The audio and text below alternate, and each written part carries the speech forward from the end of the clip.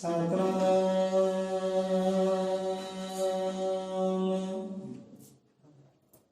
ਸ਼੍ਰੀ ਵਾਲਮੀਕਿ ਸਾਹਿਬ ਜੀ।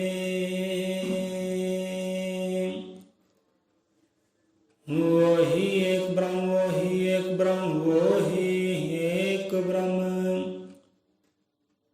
अजर अमर अंडोल निश्चल पुरुषोत्तम सर्वपूर्णम श्री गुरु वाल्मीकि भगवान जी सया सचराचरम।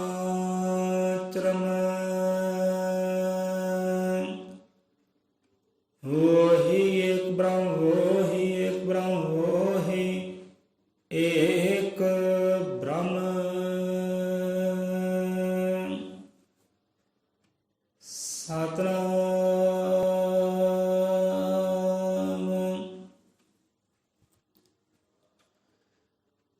अजर मतर कालदर्शी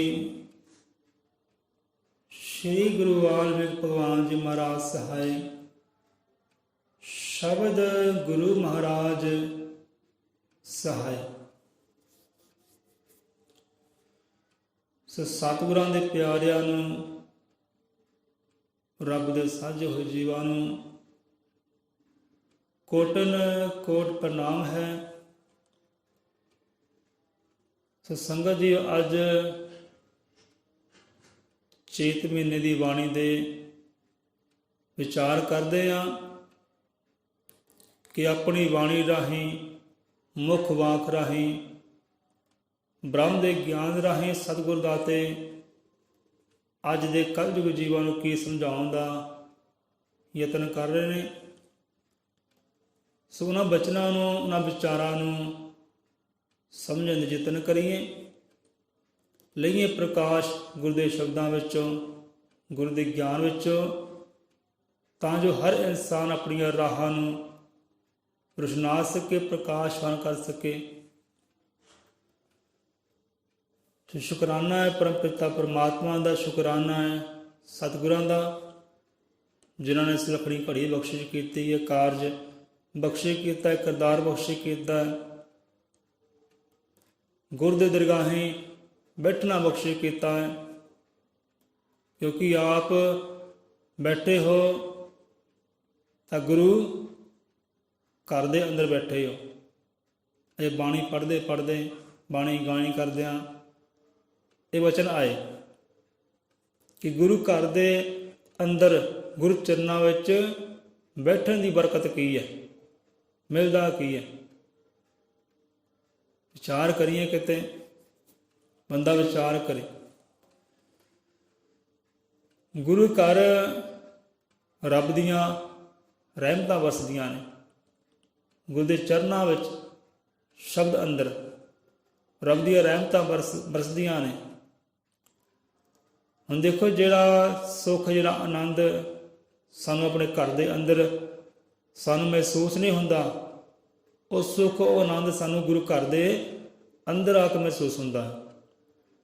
ਜਿਹੜੀ ਸ਼ਾਂਤੀ ਸਾਨੂੰ ਘਰ ਨਹੀਂ ਮਿਲਦੀ, ਉਹ ਰੱਬ ਦੇ ਦਰਗਾਹੀ ਸੰਤਾਂ ਮਹਾਂਪੁਰਖਾਂ ਦੇ ਦਰਗਾਹ ਦੇ ਅੰਦਰ ਬੈਠਦੇ ਹਾਂ, ਉੱਥੇ ਜਾ ਕੇ ਸਾਨੂੰ ਉਹ ਸ਼ਾਂਤੀ ਮਹਿਸੂਸ ਹੁੰਦੀ ਹੈ, ਇੱਕ ਸਕੂਨ ਮਹਿਸੂਸ ਹੁੰਦਾ ਹੈ। ਜਿਹੜਾ ਸਕੂਨ, ਜਿਹੜੀ ਸ਼ਾਂਤੀ ਇੱਥੇ ਹੈ, ਉਹ ਘਰ ਦੇ ਅੰਦਰ ਨਹੀਂ ਹੈ। ਬੰਦਾ ਦੇਖੋ ਕਿਤੇ ਵੀ ਘੁੰਮ ਫਿਰ ਆਵੇ, ਪਰ ਜਿਹੜਾ ਆਨੰਦ ਗੁਰੂ ਚਰਨਾਂ ਵਿੱਚ ਬੈਠਣ 'ਤੇ ਪ੍ਰਾਪਤ ਹੋਣਾ ਹੈ, ਉਹ ਆਨੰਦ ਕਿਤੇ ਹੋਰ ਪ੍ਰਾਪਤ ਨਹੀਂ ਹੋਣ ਵਾਲਾ। ਸਭ ਗੁਰੂ ਘਰ ਦੇ ਅੰਦਰ ਵਿਰਾਜਮਾਨ ਹੋ, ਗੁਰੂ ਚਰਨਾਂ ਵਿੱਚ, ਸ਼ਬਦ ਰੂਪ ਦੇ ਚਰਨਾਂ ਵਿੱਚ ਵਿਰਾਜਮਾਨ ਹੋ।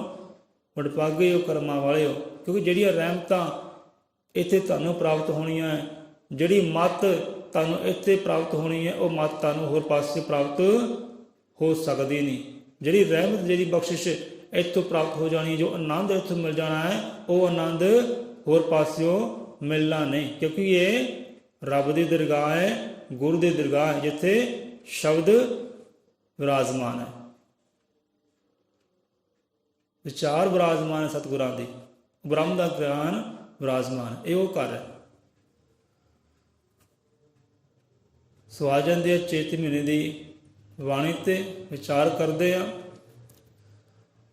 ਹੁਣ ਜੇ ਤਾਂ ਪੜ੍ਹਨ ਦੀ ਗੱਲ ਕਰੀਏ ਭਾਈ 5 ਮਿੰਟਾਂ ਵਿੱਚ ਬਾਣੀ ਪੜ੍ਹੀ ਜਾ ਸਕਦੀ ਹੈ, 5 ਮਿੰਟਾਂ ਵਿੱਚ।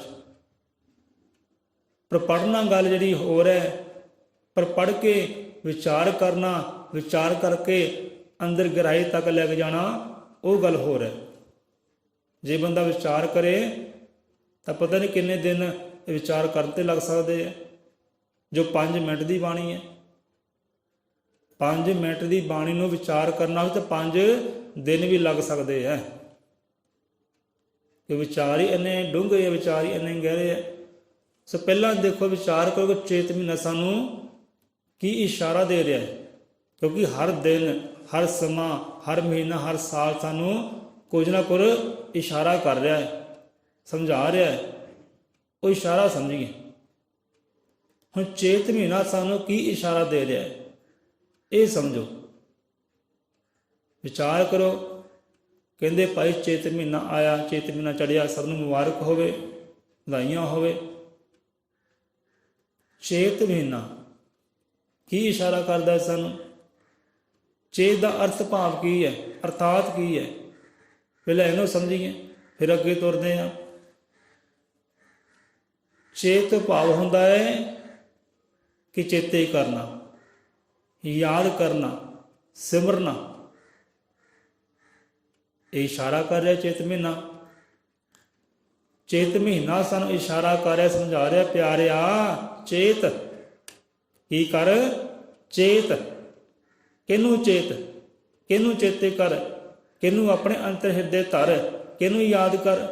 ਦੁਨੀਆਦਾਰ ਨੂੰ ਯਾਦ ਨਾ ਕਰ, ਦੁਨੀਆਦਾਰ ਨੂੰ ਚੇਤੇ ਨਾ ਕਰ, ਉਹ ਚੇਤ ਨੂੰ ਚੇਤੇ ਕਰ, ਉਹ ਪਰਮਾਤਮਾ ਨੂੰ ਚੇਤੇ ਕਰ, ਜਿਹਨੇ ਬਣਤ ਬਣਾਈ ਹੈ, ਜਿਹਨੇ ਸਮਾਂ ਬਣਾਇਆ ਹੈ, ਜਿਹਨੇ ਦਿਨ ਬਣਾਏ ਹੈ, ਜਿਹਨੇ ਮਹੀਨੇ ਬਣਾਏ ਹੈ, ਜਿਹਦੀ ਕਰਨੀ ਕਰਕੇ ਸਾਲ ਹੈ, ਜਿਹਦੀ ਕਰਨੀ ਕਰਕੇ ਇਨਸਾਨ ਹੈ, ਉਹਨੂੰ ਚੇਤ। ਉਹਦੀ ਯਾਦ ਵਿੱਚ ਜੁੜ, ਉਹਦੇ ਸਿਮਰਨ ਵਿੱਚ ਜੁੜ। ਇਹੀ ਅਰਥ ਭਾਵ ਹੈ ਚੇਤ ਦਾ। ਚੇਤ ਚੇਤੇ ਕਰਨਾ, ਯਾਦ ਕਰਨਾ, ਸਿਮਰਨਾ। ਚੇਤ ਮਹੀਨਾ ਇਸ਼ਾਰਾ ਕਰਦਾ ਪਿਆਰਿਆ ਚੇਤ। ਚੇਤ ਚਿਤ ਕਰ ਇਹ ਹੈ ਵੇਲਾ, ਔਖੀ ਪੈਜਲ ਪੰਥ ਦਹਿਲਾ। ਆਪਣੀ ਕਰਨੀ ਗੁਰੂ ਭਰੇਗਾ ਤੇ ਆਪਣੀ ਕਰਨੀ ਚੇਲਾ। ਸੁਨਤ ਅਲਗ ਗੋਚਰ ਪਾਓ, ਬੇਗਮ ਕਰ ਬੈਠਾ ਕਰਤਾਰ। ਵਾਲਮੀਕ ਜਪ ਸਰਜਨਹਾਰ। ਜਪ ਕਹਿੰਦੇ ਪਿਆਰਿਆ ਜਪ। ਚੇਤ ਮਹੀਨਾ ਇਸ਼ਾਰਾ ਕਰਦਾ ਚੇਤ ਚੇਤ ਨਰ ਇਹ ਹੈ ਵੇਲਾ। ਨਰ ਤੋਂ ਭਾਵੇਂ ਇਨਸਾਨ ਹੈ, ਇਨਸਾਨ ਤੈਨੂੰ ਵੇਲਾ ਮਿਲਿਆ ਹੈ, ਤੈਨੂੰ ਇਹ ਘੜੀ ਮਿਲੀ ਹੈ, ਤੈਨੂੰ ਇਹ ਸਮਾਂ ਮਿਲਿਆ ਹੈ, ਤੈਨੂੰ ਜੀਵਨ ਮਿਲਿਆ। ਚੇਤ ਚੇਤ ਸਕਦਾ ਚੇਤ। ਹੁਣ ਦੇਖੋ ਪੌੜੀਆਂ ਦੀ ਬਾਣੀ ਪੜ੍ਹਦੇ, ਉੱਥੇ ਦੇਖੋ 2-3 ਵਾਰ ਉੱਥੇ ਵੀ ਚੇਤ ਦਾ ਜ਼ਿਕਰ ਆਉਂਦਾ ਹੈ। ਉੱਥੇ ਵੀ ਚੇਤ ਦਾ ਜ਼ਿਕਰ ਆਉਂਦਾ ਕਿ ਚੇਤੇ ਕਰ, ਜਾਪ ਕਰ, ਸਿਮਰਨਾ ਕਰ, ਉਹਨੂੰ ਯਾਦ ਕਰ ਜਿਹਨੇ ਬਣਤ ਬਣਾਈ ਹੈ। ਕੱਲਾ ਮੁਬਾਰਕ ਨਹੀਂ ਕਹਿਣਾ ਕਿ ਚੇਤ ਮਹੀਨਾ ਚੜਿਆ ਕੋਈ ਮੁਬਾਰਕ ਹੈ। ਇਹਦੇ ਨਾਲ ਵਿਚਾਰ ਵੀ ਕਰੋਗੇ ਇਸ਼ਾਰਾ ਕੀ ਕਰਦਾ ਚੇਤ ਮਹੀਨਾ, ਕਿ ਭਾਈ ਚੇਤੇ ਕਰ, ਚੇਤੇ ਕਰ ਉਹਨੂੰ। ਜਿਹਨੂੰ ਯਾਦ ਕਰੀਏ, ਜਿਹਨੂੰ ਚੇਤਾ ਕਰੀਏ, ਉਹ ਵੀ ਚੇਤੇ ਕਰਦਾ ਹੈ। ਇਹ ਤਾਂ ਫਰੀਦ ਸਾਹਿਬ ਵੀ ਬਾਣੀ ਅੰਦਰ ਸਮਝਾਉਂਦੇ ਹੈ, ਭਾਈ ਜਿਹਨੂੰ ਯਾਦ ਕਰੀਏ ਉਹ ਵੀ ਸਾਨੂੰ ਯਾਦ ਕਰਦਾ। ਸੋ ਚੇਤ ਚੇਤ ਚੇਤ ਨਰ ਇਹ ਹੈ ਵੇਲਾ, ਔਖੀ ਪੈਜਲ ਪੰਥ ਦਹਿਲਾ। ਇਹ ਸੰਸਾਰ ਇੱਕ ਸਾਗਰ ਦੀ ਤਰ੍ਹਾਂ ਹੈ। ਇਹ ਵਿਸ਼ੇ ਵਿਕਾਰਾਂ ਦਾ ਸਾਗਰ ਹੈ, ਗੁਨਾਹਾਂ ਪਾਪਾਂ ਦਾ ਸਾਗਰ ਹੈ। ਇਹ ਜੋ ਤਰਨਾ ਪਿਆਰਿਆ ਬਹੁਤ ਔਖਾ ਹੈ, ਤਰ ਨਹੀਂ ਪਾਏਗਾ। ਸੋ ਉਹਨੂੰ ਚੇਤੇ ਕਰ, ਉਹਨੂੰ ਚੇਤੇ ਕਰੇਗਾ, ਉਹਦੇ ਨਾਮ ਨੂੰ ਕਿਸ਼ਤੀ ਬਣਾਏਗਾ ਤੇ ਬੜਾ ਸੌਖਾ ਤਰ ਵੀ ਜਾਏਗਾ। ਚੇਤਾ ਕਰ, ਯਾਦ ਕਰ, ਸਿਮਰਨ ਨੂੰ ਜਪਣਾ ਕਰ। ਇਹ ਸਾਨੂੰ ਚੇਤ ਮਹੀਨਾ ਇਸ਼ਾਰਾ ਕਰਦਾ ਹੈ। ਸੋ ਅੱਗੇ ਕਰਦੇ ਹਾਂ, ਕੀ ਸਮਝਾਉਂਦੇ ਪਾਤਸ਼ਾਹ। ਹੁਣ ਬਈ ਚੇਤੇ ਆ ਗਏ, ਹੁਣ ਵਿਚਾਰ ਸ਼ੁਰੂ ਹੋਣ ਲੱਗੀ ਹੈ।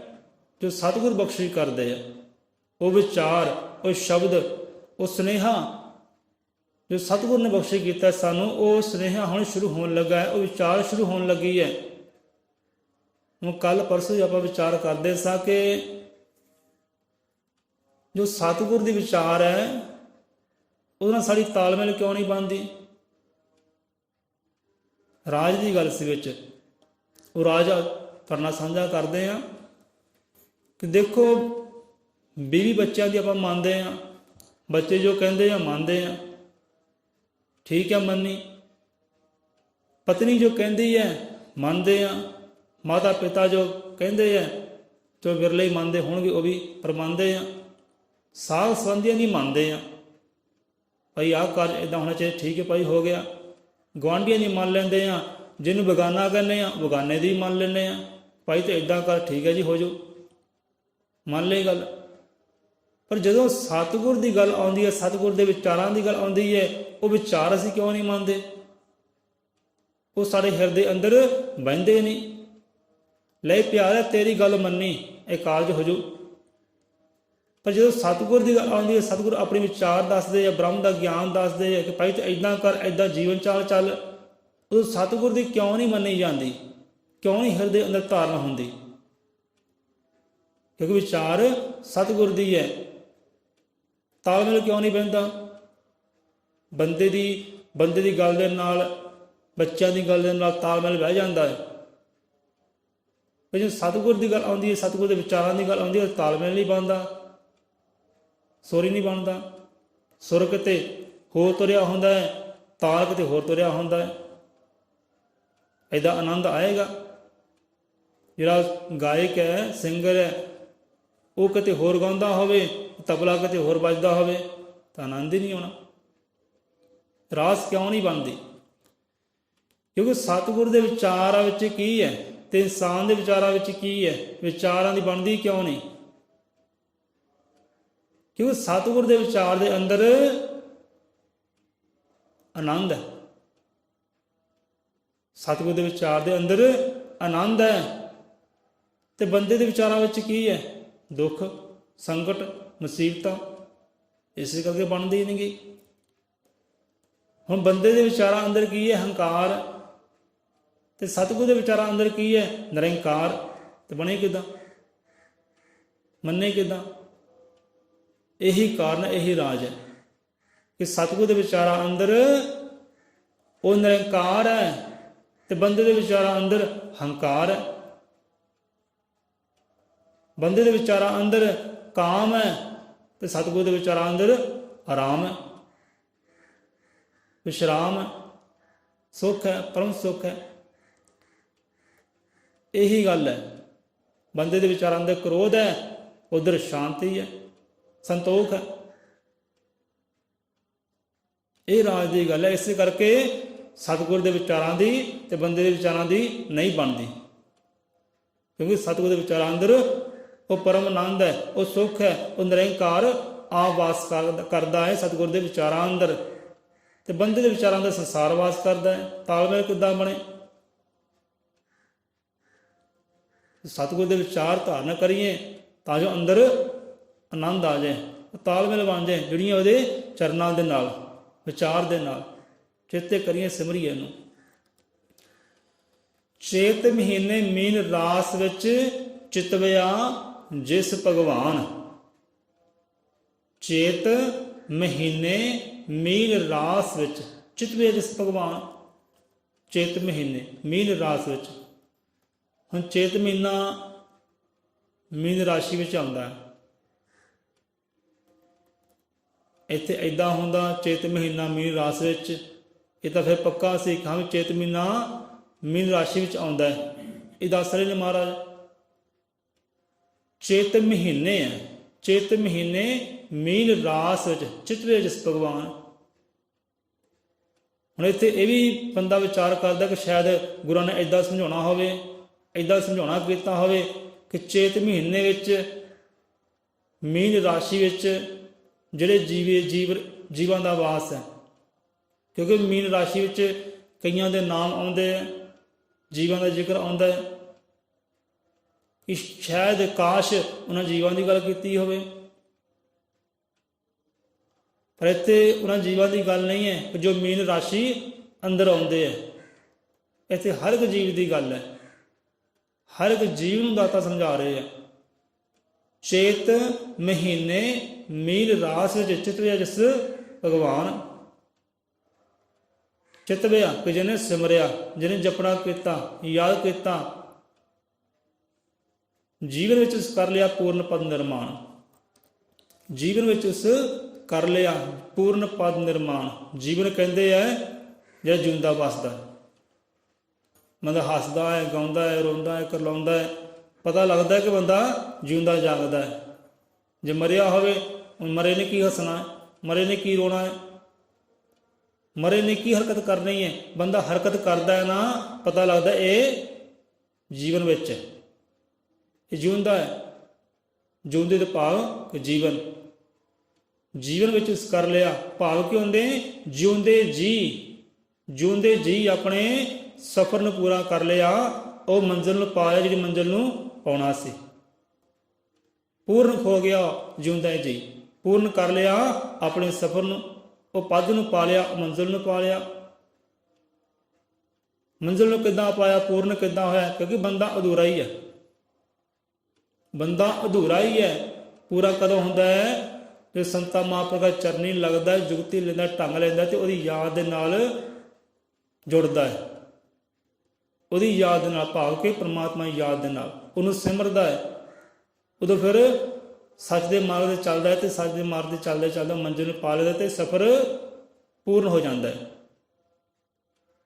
ਜਿਹੜਾ ਮੰਜ਼ਿਲ ਨੂੰ ਨਹੀਂ ਪਾਉਂਦਾ, ਸਫ਼ਰ 'ਤੇ ਚੱਲਦਾ ਨਹੀਂ, ਗੁਰੂ ਦੇ ਚਰਨਾਂ ਵਿੱਚ ਨਹੀਂ ਜਾਂਦਾ, ਅਧੂਰਾ ਹੀ ਜੰਮਦਾ ਤੇ ਅਧੂਰਾ ਹੀ ਮਰਦਾ ਹੈ। ਬਾਰ-ਬਾਰ ਜੰਮਦਾ ਤੇ ਬਾਰ-ਬਾਰ ਮਰਦਾ ਹੈ। ਜਿਹੜਾ ਸਫ਼ਰ ਨੂੰ ਪੂਰਾ ਕਰ ਲੈਂਦਾ, ਮੰਜ਼ਿਲ ਨੂੰ ਪਾ ਲੈਂਦਾ ਹੈ, ਨਾ ਫਿਰ ਜਨਮ ਵਿੱਚ ਆਉਂਦਾ ਹੈ ਤੇ ਨਾ ਫਿਰ ਮਰਨ ਵਿੱਚ ਆਉਂਦਾ ਹੈ। ਇਹ ਸਾਰਾ ਆਰੰਭ ਕਿੱਦਾਂ ਹੋਇਆ? ਚੇਤਨ ਦੇ ਨਾਲ, ਸਿਮਰਨ ਦੇ ਨਾਲ।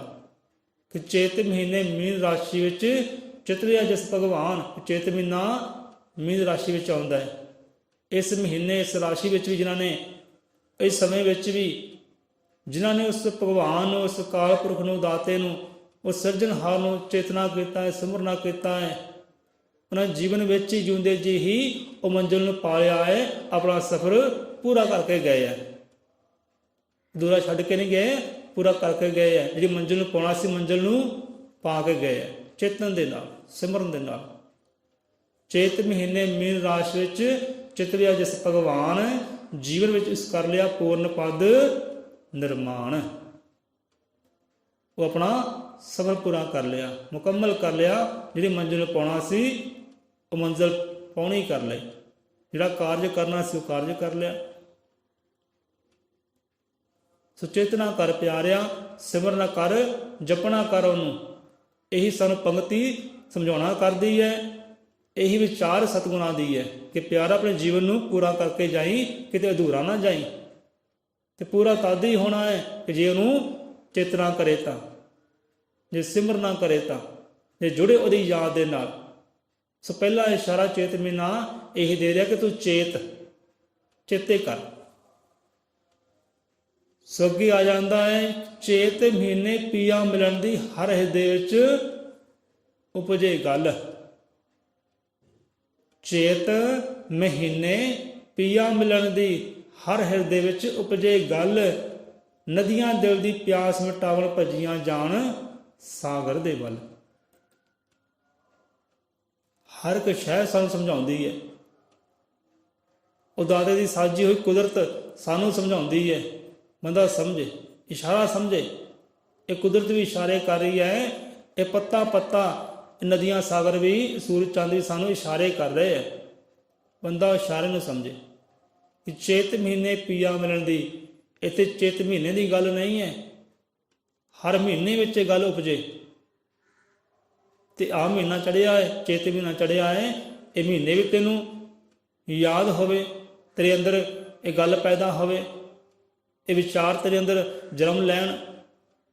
ਕੱਲਾ ਚੇਤ ਮਹੀਨਾ ਨਹੀਂ, ਚੇਤ ਮਹੀਨੇ ਪੀਆ ਮਿਲਣ ਦੀ, ਕਿ ਚੇਤ ਮਹੀਨਾ ਆਇਆ ਪਿਆਰਿਆ, ਇਸ ਮਹੀਨੇ ਵਿੱਚ ਵੀ, ਇਸ ਸਮੇਂ ਵਿੱਚ ਵੀ, ਇਸ ਲਖਣੀ ਘੜੀ ਅੰਦਰ ਵੀ ਤੇਰੇ ਅੰਦਰ ਗੱਲ ਉਪਜੇ, ਤੇਰੇ ਅੰਦਰ ਵਿਚਾਰ ਜਨਮ ਲਵੇ। ਹੁਣ ਕਿਹੜੇ ਕਿਹੜੇ ਜੀਵ ਹੈ ਜੋ ਜਿਨ੍ਹਾਂ ਅੰਦਰ ਗੱਲ ਉਪਜਦੀ ਹੈ, ਪੈਦਾ ਹੁੰਦੀ ਹੈ ਕਿ ਵੀ ਮੈਂ ਪ੍ਰਮਾਤਮਾ ਤੋਂ ਵਿਛੜਿਆ ਹੋਇਆ ਜੀਵ ਹਾਂ, ਮੈਂ ਉਹਦੇ ਨਾਲ ਮੇਲ ਮਿਲਾਪ ਕਰਨਾ ਹੈ। ਚੇਤ ਮਹੀਨੇ ਪੀਆ ਮਿਲਣ ਦੀ ਹਰ ਹਿਰਦੇ ਵਿੱਚ ਉਪਜੇ ਗੱਲ। ਸਤਿਗੁਰੂ ਮਹਾਰਾਜ ਵਿਚਾਰ ਦੱਸਦੇ ਨੇ ਕਿ ਹਰ ਜੀਵ ਦੇ ਅੰਦਰ ਇਹ ਗੱਲ ਪੈਦਾ ਹੋਣੀ ਚਾਹੀਦੀ ਹੈ ਇਹ ਵਿਚਾਰ ਜਨਮ ਲੈਣਾ ਚਾਹੀਦਾ ਹੈ ਕਿ ਜਿਸ ਦਾਤੇ ਨੇ ਸਿਰਜਣਾ ਕੀਤਾ ਹੈ ਉਹਦੇ ਨਾਲ ਮੈਂ ਮੇਲ ਮਿਲਾਪ ਕਰਨਾ ਹੈ। ਇਹ ਗੱਲ ਕਿਤੇ ਜਨਮ ਲਵੇ ਹਿਰਦੇ ਅੰਦਰੋਂ। ਹੁਣ ਤੁਸੀਂ ਵਿਚਾਰ ਕਰ ਲਓ ਕਿਹੜਾ ਕਿਹੜਾ ਜੀਵ ਹੈ ਜਿਹਦੀ ਇਹ ਗੱਲ ਅੰਦਰ ਪੈਦਾ ਹੁੰਦੀ ਹੈ, ਜਨਮ ਲੈਂਦੀ ਕਿ ਹਾਂ ਵੀ ਮੈਂ ਪਰਮਾਤਮਾ ਵਿਛੜਿਆ ਹੋਇਆ ਜੀਵ ਹਾਂ, ਉਹਦੇ ਨਾਲ ਮੇਲ ਮਿਲਾਪ ਕਰਨਾ ਹੈ, ਇਹਦੇ ਨਾਲ ਮੇਲ ਮਿਲਾਪ ਕਰਨਾ ਹੈ। ਕਿਹੜਾ ਕਿਹੜਾ ਜੀਵ ਹੈ ਜਿਹਦੇ ਅੰਦਰ ਇਹ ਗੱਲ ਉਪਜਦੀ ਹੈ, ਪੈਦਾ ਹੁੰਦੀ ਹੈ, ਜਨਮ ਲੈਂਦੀ ਹੈ। ਚੇਤ ਮਹੀਨੇ ਪੀਆ ਮਿਲਣ ਦੀ, ਪੀਆ ਤਾਂ ਭਾਈ ਉਹ ਪਰਮਾਤਮਾ ਹੀ ਹੈ ਨਾ, ਇੱਥੇ ਇਨਸਾਨ ਦੀ ਗੱਲ ਨਹੀਂ ਹੈ ਕਿਆ ਮੇਰਾ ਪੀਆ ਹੈ, ਇਹ ਮੇਰਾ ਪਿਆਰਾ ਹੈ, ਇਹ ਪੀਆ ਦੀ ਗੱਲ ਨਹੀਂ ਹੈ। ਪੀਆ ਉਹ ਪ੍ਰਭੂ ਹੈ, ਉਹ ਪਰਮਾਤਮਾ ਹੈ, ਉਹਦੇ ਮਿਲਣ ਦੀ ਤਾਂਘ ਹੋਵੇ, ਉਹ ਦਰਸ਼ਨਾਂ ਦੀ ਤਾਂਘ ਹੋਵੇ, ਮੇਲ ਮਿਲਾਪ ਦੀ ਤੜਫ ਹੋਵੇ, ਉਹ ਗੱਲ ਵੀ ਉਪਜੇ, ਉਹ ਵਿਚਾਰ ਵੀ ਜਨਮ ਲਵੇ ਕਿ ਮੇਰਾ ਪੀਆ ਸੰਸਾਰੀ ਨਹੀਂ ਹੈ, ਮੇਰਾ ਪੀਆ ਕਰਤਾਰੀ ਹੈ, ਜਿਹਨੇ ਮੇਰੀ ਬਣਤ ਬਣਾਈ ਹੈ, ਆਪਣਾ ਆਪ ਮੇਰੇ ਅੰਦਰ ਫੂਕਣਾ ਕੀਤਾ ਹੈ। ਮੇਰਾ ਪੀਆ ਉਹ ਹੈ, ਉਹ ਮੇਰਾ ਸੱਜਣ ਹੈ। ਵਾਲਮੀਕ ਹਰੀ ਸਾਜਣ ਮੇਰੇ, ਕਿ ਉਹ ਮੇਰਾ ਸੱਜਣ ਹੈ, ਉਹ ਮੇਰਾ ਪੀਆ ਹੈ, ਉਹਦੇ ਨਾਲ ਮੈਂ ਮੇਲ ਮਿਲਾਪ ਵੀ ਕਰਨਾ ਹੈ। ਇਹ ਗੱਲ ਕਿਤੇ ਹਰ ਜੀਵ ਦੇ ਅੰਦਰ ਉਪਜੇ। ਚੇਤ ਮਹੀਨੇ ਪੀਆ ਮਿਲਣ ਦੀ ਹਰ ਹਿਰਦੇ ਵਿੱਚ ਉਪਜੇ ਗੱਲ ਕਿ ਨਦੀਆਂ ਦਿਲ ਦੀ ਪਿਆਸ ਮਿਟਾਵਣ ਭੱਜੀਆਂ ਜਾਣ ਸਾਗਰ ਦੇ ਵੱਲ। ਨਦੀਆਂ ਦਿਲ ਦੀ ਪਿਆਸ ਮਿਟਾਵਣ। ਹੁਣ ਤੁਸੀਂ ਕਹੋਗੇ ਭਾਈ ਇੱਕ ਨਦੀ ਕੀ ਹੁੰਦੀ ਹੈ? ਨਦੀ ਪਾਣੀ ਹੈ ਤੇ ਸਾਗਰ ਵੀ ਪਾਣੀ ਹੈ। ਹੁਣ ਪਾਣੀ ਨੂੰ ਪਾਣੀ ਦੀ ਕਾਹਦੀ ਪਿਆਸ? ਪਾਣੀ ਨੂੰ ਪਾਣੀ ਦੀ ਕਾਹਦੀ ਪਿਆਸ? ਪਾਣੀ ਨੂੰ ਵੀ ਪਿਆਸ ਹੁੰਦੀ ਹੈ। ਇੱਕ ਅਗਨੀ ਹੈ, ਅਗਨੀ ਨੂੰ ਵੀ ਅਗਨੀ ਦੀ ਪਿਆਸ ਹੁੰਦੀ ਹੈ। ਜਿਵੇਂ ਜੀ ਹੈ, ਜੀਆਂ ਨੂੰ ਜੀਆਂ ਦੀ ਪਿਆਸ ਹੁੰਦੀ ਹੈ। ਕੋਈ ਬੈਠਾ ਵਿਚਾਰਾ ਪ੍ਰਦੇਸਾਂ ਵਿੱਚ, ਉਹਦੇ ਅੰਦਰ ਤਾਂਘ ਹੁੰਦੀ ਹੈ, ਪਿਆਸ ਹੁੰਦੀ ਹੈ, ਭੁੱਖ ਹੁੰਦੀ ਹੈ ਕਿ ਜੀਆਂ ਦੇ ਨਾਲ ਮੇਲ ਮਿਲਾਪ ਹੋਣਾ। ਪਰਮਾਤਮਾ ਕਰਾ ਮੇਰਾ ਮੇਲ ਮਿਲਾਪ। ਬੈਠਾ ਹੈ ਜੀਆਂ ਤੋਂ ਦੂਰ, ਮੇਰੀ ਪਤਨੀ ਨਾਲ ਮੇਲ ਮਿਲਾਪ ਕਰਾ, ਮੇਰੇ ਬੱਚਿਆਂ ਨਾਲ ਮੇਲ ਮਿਲਾਪ ਕਰਾ, ਉਹ ਘੜੀ ਮੈਨੂੰ ਬਖਸ਼ੀ ਕਰ।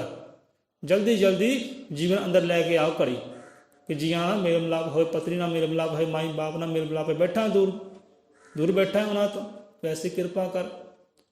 ਉਧਰ ਤਾਂਗ ਹੈ, ਉਧਰ ਖਿੱਚ ਹੈ, ਪਰ ਜਦੋਂ ਗੱਲ ਆਉਂਦੀ ਹੈ ਰੱਬ ਦੀ, ਉਹ ਪੀਆਂ ਦੀ, ਉਹ ਸੱਜਣ ਦੀ, ਉਦੋਂ ਕਿਹੜਾ ਕਿਹੜਾ ਜੀਵ ਹੈ ਜਿਹਦੀ ਗੱਲ ਇਹ ਉਪਜਦੀ ਹੈ, ਜਨਮ ਲੈਂਦੀ ਹੈ ਕਿ ਭਾਈ ਉਹਦੇ ਨਾਲ ਮੇਲ ਮਿਲਾਪ ਵੀ ਕਰਨਾ ਹੈ, ਖਿੱਚ ਹੋਵੇ। ਹੁਣ ਨਦੀਆਂ ਵੀ ਸਿੱਖਿਆ ਦੇ ਰਹੀ ਹੈ, ਨਦੀਆਂ ਵੀ ਗਿਆਨ ਦੇ ਰਹੀਆਂ ਨੇ ਕਿ ਨਦੀਆਂ ਦਿਲ ਦੀ ਪਿਆਸ ਮਿਟਾਵਣ ਭੱਜੀਆਂ ਜਾਣ ਸਾਗਰ ਦੇ ਵੱਲ। ਹੁਣ ਇੱਥੇ ਪਿਆਸ ਦੀ ਗੱਲ ਆਈ ਹੈ।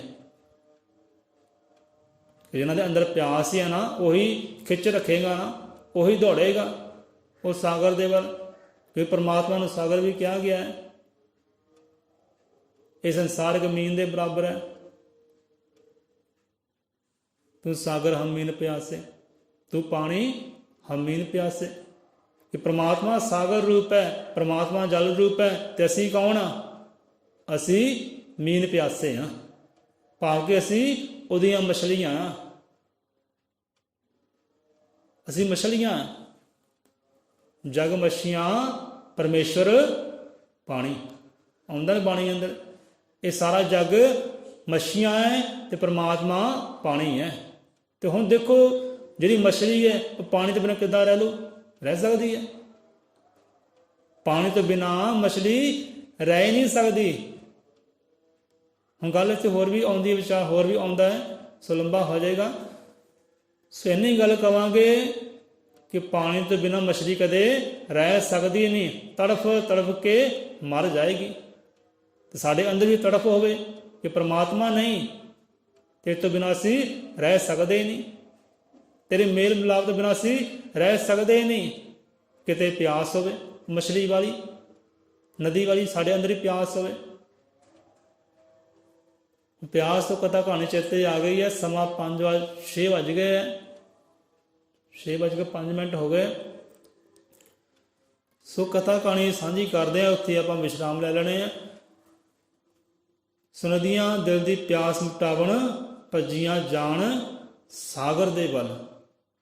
ਪਿਆਸ ਦੀ ਗੱਲ ਹੈ, ਜਿਨ੍ਹਾਂ ਅੰਦਰ ਪਿਆਸ ਹੈ, ਜਿਨ੍ਹਾਂ ਅੰਦਰ ਦਰਸ਼ਨਾਂ ਦੀ ਭੁੱਖ ਹੈ। ਜੇ ਫਰੀਦ ਸਾਹਿਬ ਕਹਿਣਾ ਕਰਦੇ ਨੇ, ਸਮਝਾਉਣਾ ਕਰਦੇ ਨੇ, ਵਿਚਾਰ ਦੱਸਦੇ ਨੇ ਕਿ ਰੋਟੀ ਮੇਰੀ ਕਾੜ ਦੀ ਲਾਵੜ ਮੇਰੀ ਭੁੱਖ, ਜਿਨ੍ਹਾਂ ਖਾਧੀਆਂ ਚੁਪੜੀਆਂ ਘਣੇ ਸਹਿਣਗੇ ਦੁੱਖ। ਉੱਥੇ ਗੱਲ ਭੁੱਖ ਦੀ ਹੈ। ਸਾਡੇ ਅੰਦਰ ਹੀ ਭੁੱਖ ਹੋਵੇ, ਸਾਡੇ ਅੰਦਰ ਹੀ ਪਿਆਸ ਹੋਵੇ, ਉਹਦੇ ਨਾਲ ਮੇਲ ਮਿਲਾਪ ਦੀ। ਰੋਟੀ ਮੇਰੀ ਕਾੜ ਦੀ, ਲਾਵੜ ਮੇਰੀ ਭੁੱਖ, ਜਿਨ੍ਹਾਂ ਖਾਧੀਆਂ ਚੁਪੜੀਆਂ ਘੜੇ ਸਹਿਣਗੇ ਦੁੱਖ। ਕਹਿੰਦੇ ਪਿਆਰਿਆ, ਜੀਵ ਦੇ ਅੰਦਰ ਭੁੱਖ ਨਾ ਹੋਵੇ, ਜੀਵ ਦੇ ਅੰਦਰ ਭੁੱਖ ਨਾ ਹੋਵੇ, ਉਹਨੂੰ ਪੂੜੀਆਂ ਦੇ ਦਿਓ, ਭਾਈ ਪੂੜੀਆਂ ਖਾ, ਆ ਤਲੀਆਂ ਚੀਜ਼ਾਂ ਖਾ, ਆ ਖੀਰ ਪਈ ਹੈ ਖੀਰ ਖਾ।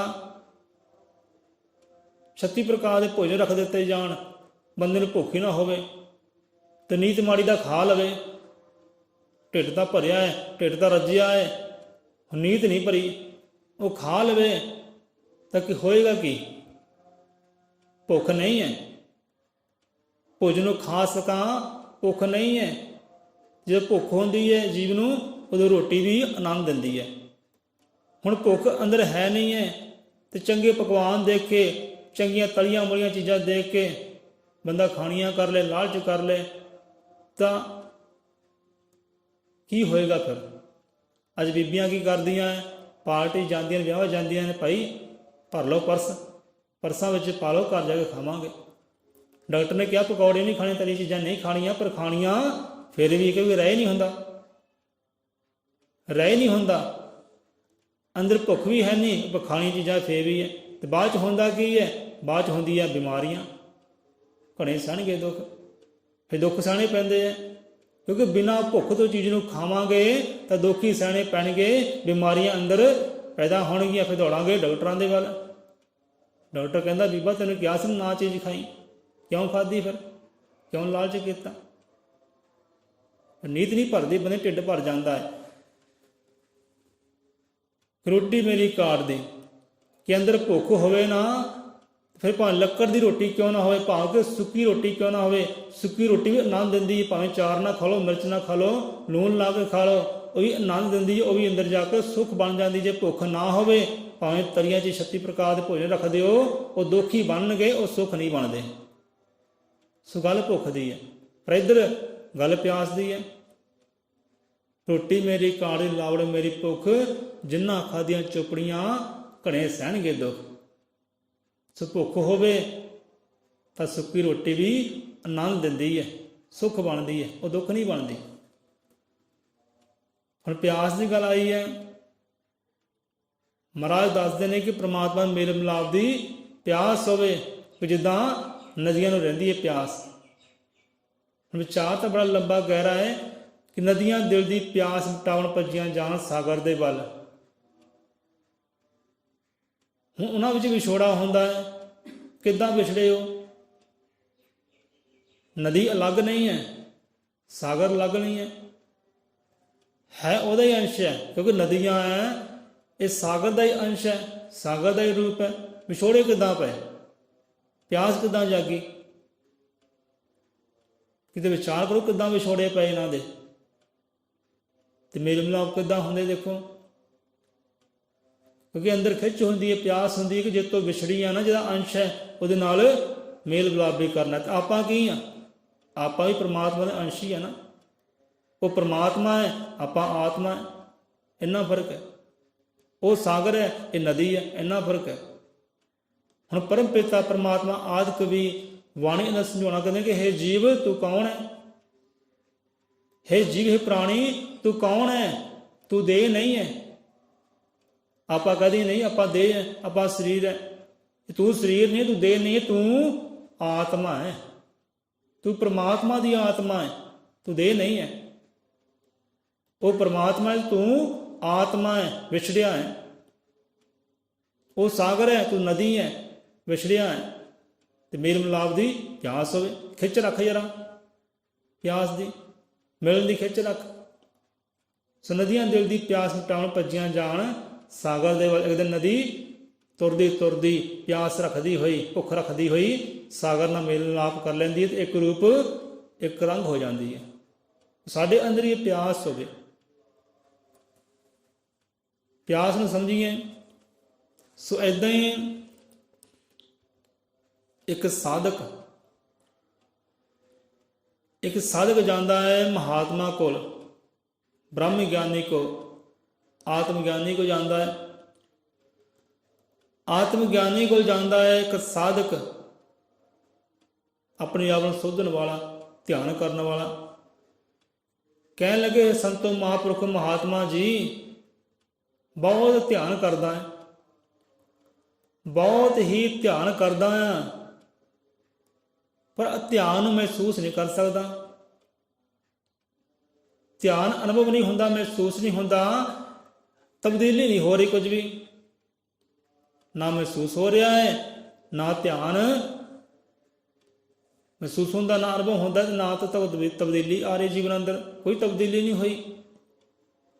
ਕਹਿੰਦੇ ਅੱਛਾ ਠੀਕ ਹੈ।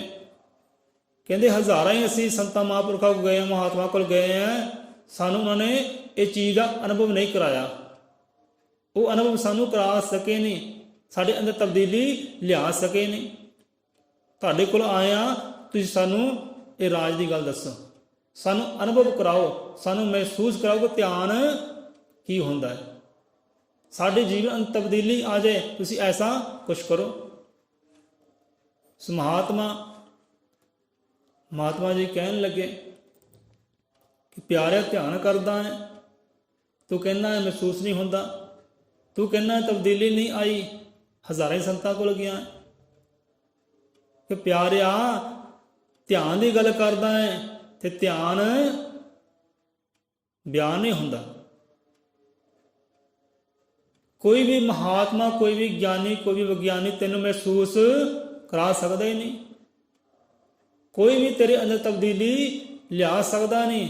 ਹੁਣ ਰੋਕ ਕਿੱਥੇ ਹੈ? ਰੋਕ ਕਿੱਥੇ ਹੈ? ਰਾਹ ਦਾ ਪੱਥਰ ਕੀ ਹੈ? ਕਿ ਰਾਹ ਦਾ ਪੱਥਰ ਕੋਈ ਹੋਰ ਨਹੀਂ ਹੈ, ਰਾਹ ਦਾ ਪੱਥਰ ਪਿਆਰਿਆ ਤੂੰ ਹੀ ਹੈ, ਤੇ ਗੱਲ ਮੁੱਕਣੀ ਹੈ। ਕੋਈ ਮਹਾਤਮਾ ਤੈਨੂੰ ਧਿਆਨ ਮਹਿਸੂਸ ਅਨੁਭਵ ਨਹੀਂ ਕਰਾ ਸਕਦਾ, ਤੇ ਕੋਈ ਵੀ ਤੇਰੇ ਅੰਦਰ ਤਬਦੀਲੀ ਲਿਆ ਨਹੀਂ ਸਕਦਾ। ਜੇ ਮਹਿਸੂਸ ਕਰਨਾ ਹੈ ਤੈਨੂੰ ਹੀ ਕਰਨਾ ਪੈਣਾ ਹੈ, ਤਬਦੀਲੀ ਕਰਨੀ ਹੈ ਤੇ ਤੇਰੀ ਕਰਨੇ ਕਰਕੇ ਹੀ ਤਬਦੀਲੀ ਆ ਸਕਦੀ ਹੈ। ਤੇ ਤੂੰ ਕਹਿੰਦਾ ਕਿ ਤਬਦੀਲੀ ਨਹੀਂ ਆਈ, ਅਸੀਂ ਕਹਿੰਦੇ ਹਾਂ ਤਬਦੀਲੀ ਆਈ ਹੈ, ਅਸੀਂ ਕਹਿੰਦੇ ਹਾਂ ਤਬਦੀਲੀ ਆਈ ਹੈ। ਕਹਿੰਦੇ ਬਹੁਤ ਲੋਕ ਹੈ ਜਿਨ੍ਹਾਂ ਅੰਦਰ ਇਹ ਗੱਲ ਹੀ ਨਹੀਂ ਉਪਜਦੀ, ਜੋ ਸਾਰੇ ਕਾਰਜ ਕਰਦੇ ਹੈ ਪਰ ਇੱਕ ਕਾਰਜ ਕਰਨ ਤੋਂ ਰਹਿ ਜਾਂਦੇ ਹੈ ਤੇ ਮਰ ਜਾਂਦੇ ਹੈ। ਜਿਹੜਾ ਕਾਰਜ ਕਰਨਾ ਹੁੰਦਾ ਹੈ ਉਹ ਕਾਰਜ ਨਹੀਂ ਕਰਦੇ, ਦੁਨੀਆ ਸਾਰੇ ਕਾਰਜ ਕਰਦੇ ਹੈ, ਉਹ ਕਾਰਜ ਨਹੀਂ ਕਰਦੇ, ਮਰ ਜਾਂਦੇ ਹੈ। ਉਹਨਾਂ ਹਿਰਦੇ ਅੰਦਰ ਗੱਲ ਉਪਜਦੀ ਨਹੀਂ, ਚਿੱਤ ਵੀ ਹਰ ਪੀਆ ਮਿਲਣ ਦੀ ਹਰ ਹਿਰਦੇ ਉਪਜੇ ਗੱਲ, ਉਹਨਾਂ ਅੰਦਰ ਇਹ ਗੱਲ ਨਹੀਂ ਉਪਜਦੀ। ਤੁਸੀਂ ਕਹਿੰਦੇ ਹੋ ਤਬਦੀਲੀ ਨਹੀਂ ਆਈ, ਅਸੀਂ ਕਹਿੰਦੇ ਤਬਦੀਲੀ ਆਈ ਹੈ। ਤੁਹਾਡੇ ਅੰਦਰ ਭੁੱਖ ਜਾਗੀ ਹੈ, ਤੁਹਾਡੇ ਅੰਦਰ ਪਿਆਸ ਜਾਗੀ ਹੈ, ਤੁਹਾਡੇ ਅੰਦਰ ਪ੍ਰਸ਼ਨ ਉੱਠਿਆ ਹੈ ਕਿ ਧਿਆਨ ਮਹਿਸੂਸ ਕਰਨਾ ਹੈ, ਤਬਦੀਲੀ ਲਿਆਉਣੀ ਹੈ, ਤੇ ਤਬਦੀਲੀ ਆਈ ਹੈ। ਤੁਹਾਡੇ ਅੰਦਰ ਇਹ ਸਵਾਲ ਉੱਠਿਆ ਹੈ, ਇਹ ਸਮਝ ਲਓ ਤੁਹਾਡੇ ਅੰਦਰ ਤਬਦੀਲੀ ਆਈ ਹੈ, ਤੁਸੀਂ ਤੁਰੇ ਉਸ ਮਾਰਗ ਦੇ ਵੱਲ ਜੋ ਅਸਲ ਮੰਜ਼ਿਲ ਹੈ। ਤੁਹਾਡੇ ਅੰਦਰ ਤਬਦੀਲੀ ਆਈ ਹੈ, ਤਾਂ ਹੀ ਸਾਡੇ ਕੋਲ ਤੁਸੀਂ ਚੱਲ ਕੇ ਆਏ ਹੋ। ਸਾਡੇ ਕੋਲ ਹੋਰ ਕੋਈ ਚੱਲ ਕੇ ਕਿਉਂ ਨਹੀਂ ਆ ਗਿਆ? ਸੰਸਾਰ ਵਿੱਚ ਇੰਨੇ ਜੀਵ ਹੈ, ਤੁਹਾਡੇ ਅੰਦਰ ਤਬਦੀਲੀ ਆਈ ਹੈ, ਤੁਸੀਂ ਧਿਆਨ ਨੂੰ ਮਹਿਸੂਸ ਕੀਤਾ ਹੈ, ਤਾਂ ਹੀ ਇੱਥੇ ਚੱਲ ਕੇ ਆਏ ਹੋ। ਤੁਸੀਂ ਕਹਿੰਦੇ ਤਬਦੀਲੀ ਨਹੀਂ ਆਈ, ਤਬਦੀਲੀ ਆਈ ਹੈ, ਇਹ ਤਬਦੀਲੀ ਹੈ, ਇਸ ਤੋਂ ਵੱਡੀ ਤਬਦੀਲੀ ਹੋਰ ਹੋ ਸਕਦੀ ਨਹੀਂ ਕਿ ਮੈਨੂੰ ਧਿਆਨ ਮਹਿਸੂਸ ਕਰਾਓ, ਤਬਦੀਲੀ ਮੇਰੇ ਅੰਦਰ ਲਿਆਓ। ਇਸ ਤੋਂ ਵੱਡੀ ਤਬਦੀਲੀ ਹੋਰ ਕਿਹੜੀ ਹੈ? ਜਿਸ ਦੇ ਹਿਰਦੇ ਅੰਦਰ ਗੱਲ ਉਪਜੇ, ਗੱਲ ਜਨਮ ਲੈ ਜਾਏ, ਮੈਂ ਤਬਦੀਲ ਹੋਣਾ ਹੈ ਭਾਈ, ਮੈਂ ਤਬਦੀਲ ਹੋਣਾ ਹੈ, ਮੈਂ ਮਹਿਸੂਸ ਕਰਨਾ ਚਾਹੁੰਦਾ ਹੈ, ਕੋਈ ਮੈਨੂੰ ਮਹਿਸੂਸ ਕਰਾਵੇ, ਮੇਰੇ ਅੰਦਰ ਕੋਈ ਤਬਦੀਲੀ ਲਿਆਵੇ। ਇਸ ਤੋਂ ਵੱਡੀ ਹੋਰ ਤਬਦੀਲੀ ਕਿਹੜੀ ਹੈ? ਇਹ ਸਭ ਤੋਂ ਵੱਡੀ ਤਬਦੀਲੀ ਹੈ। ਹੁਣ ਅੱਗੇ ਵਧੇ, ਕਹਿੰਦੇ ਪਿਆਰ ਇੱਕ ਗੱਲ ਹੈ ਕਿ ਤੈਨੂੰ ਸੰਸਾਰ ਦਾ ਕੋਈ ਮਹਾਤਮਾ ਮਹਿਸੂਸ ਨਹੀਂ ਕਰ ਸਕਦਾ, ਤਬਦੀਲੀ ਲਿਆ ਨਹੀਂ ਸਕਦਾ। ਮਹਿਸੂਸ ਕਰੇਗਾ ਖੁਦ ਤੈਨੂੰ ਆਪ ਨੂੰ ਕਰਨੀ ਪਏਗੀ, ਤਬਦੀਲ ਹੋਣਾ ਹੈ ਖੁਦ ਆਪ ਨੂੰ, ਤੈਨੂੰ ਤਬਦੀਲ ਹੋਣਾ ਪੈਣਾ ਹੈ। ਸੋ ਅੱਗੇ ਵਧੇ, ਕਹਿੰਦੇ ਵੇਖੋ ਅਸੀਂ ਆਪਣੇ ਤੇ ਗੱਲ ਲੈ ਕੇ ਆਉਂਦੇ ਹਾਂ, ਅਸੀਂ ਆ ਮੁਕਾਮ ਨੂੰ ਕਿੱਦਾਂ ਹਾਸਲ ਕੀਤਾ, ਮਹਾਤਮਾ ਕਿੱਦਾਂ ਬਣੇ, ਆਤਮ ਗਿਆਨੀ ਕਿੱਦਾਂ ਬਣੇ, ਇਹ ਤੁਹਾਨੂੰ ਗੱਲ ਦੱਸਦੇ ਹਾਂ। ਤੁਹਾਡੇ ਅੰਦਰ ਪਿਆਸ ਹੈ, ਤੁਸੀਂ ਇੱਥੇ ਆਏ ਹੋ ਸਵਾਲ ਲੈ ਕੇ। ਸੰਤ ਮਹਾਂਪੁਰਖ ਆਪਣੀ ਕਹਾਣੀ ਸੁਣਾਉਣ ਲੱਗੇ ਕਿ ਸਾਡੇ ਅੰਦਰ ਵੀ ਇੱਕ ਸਵਾਲ ਸੀ ਕਿ ਆਤਮ ਗਿਆਨੀ ਹੋਣਾ ਤੇ ਆਤਮ ਗਿਆਨੀ ਨਾ ਹੋਣਾ, ਇਹ 'ਚ ਫਰਕ ਕੀ ਹੈ? ਆਤਮਾ ਗਿਆਨੀ ਹੋਣਾ ਤੇ ਆਤਮਾ ਗਿਆਨੀ ਨਾ ਹੋਣਾ, ਇਸ 'ਚ ਫਰਕ ਕੀ ਹੈ? ਇਹ ਸਾਡੇ ਅੰਦਰ ਸਵਾਲ ਸੀ। ਸਾਨੂੰ ਕਿਸੇ ਨੇ ਦੱਸਿਆ ਕਿ ਜੰਗਲ ਦੇ ਵਿੱਚ ਵਣ ਦੇ ਅੰਦਰ ਬਹੁਤ ਉੱਚ ਕੋਟੀ ਦੇ ਗੁਰੂ ਨੇ, ਸੰਤ ਨੇ, ਉਹ ਤੁਹਾਡੇ ਸਵਾਲ ਦਾ ਜਵਾਬ ਦੇ ਸਕਦੇ। ਰਹਿੰਦੇ ਜੰਗਲਾਂ ਵਿੱਚ, ਉਹਦੀ ਭਾਲ ਕਰੋ, ਸਵਾਲ ਦਾ ਜਵਾਬ ਲੈ ਲਓ। ਅਸੀਂ ਸਵਾਲ ਲੈਣ ਵਾਸਤੇ, ਸਵਾਲ ਦਾ ਜਵਾਬ ਲੈਣ ਵਾਸਤੇ ਜੰਗਲਾਂ ਵਿੱਚ ਗਏ, ਭਾਲ ਕੀਤੀ ਗੁਰੂ ਦੀ। ਜੰਗਲਾਂ ਵਿੱਚ ਭਾਲ ਕਰਦਿਆਂ ਕਰਦਿਆਂ ਇੱਕ ਜੀਵ ਮਿਲਿਆ। ਉਹ ਜੀਵ ਨੇ ਕਹਿਣਾ ਕੀਤਾ ਕਿ ਭਾਈ ਜੇ ਤੇਰੇ ਅੰਦਰ ਪਿਆਸ ਹੈ ਨਾ, ਤੈਨੂੰ ਪਿਆਸ ਲੱਗੀ ਹੈ, ਇੱਧਰ ਉੱਤਰ ਦਿਸ਼ਾ ਵਿੱਚ ਚਲਾ ਜਾ, ਅੱਗੇ ਤਲਾਬ ਹੈ ਤੇ ਪਾਣੀ ਪੀ ਸਕਦਾ ਹੈ, ਪਾਣੀ ਪੀ ਸਕਦਾ ਹੈ। ਪਰ ਚਲੇ ਗਏ ਅੱਗੇ, ਸੁਣੀ ਗੱਲ ਬੰਦੇ ਦੀ ਤੇ ਚਲੇ ਗਏ ਆਪਣੇ ਮਾਰਗ ਤੇ ਗੁਰੂ ਦੀ ਭਾਲ ਕਰਨ ਵਾਸਤੇ। ਇੰਨਾ ਕਹਿ ਕੇ ਬੰਦਾ ਤੋਂ ਚਲਾ ਗਿਆ।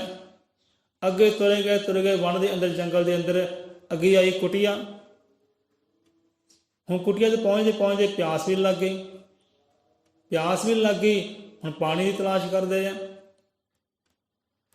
ਹੁਣ ਲੱਭਿਆ ਕਿ ਸ਼ਾਇਦ ਕੁਟੀਆ ਅੰਦਰ ਕੋਈ ਜੀਵ ਹੋਵੇ, ਭਾਲ ਕੀਤੀ, ਨਹੀਂ ਮਿਲਿਆ।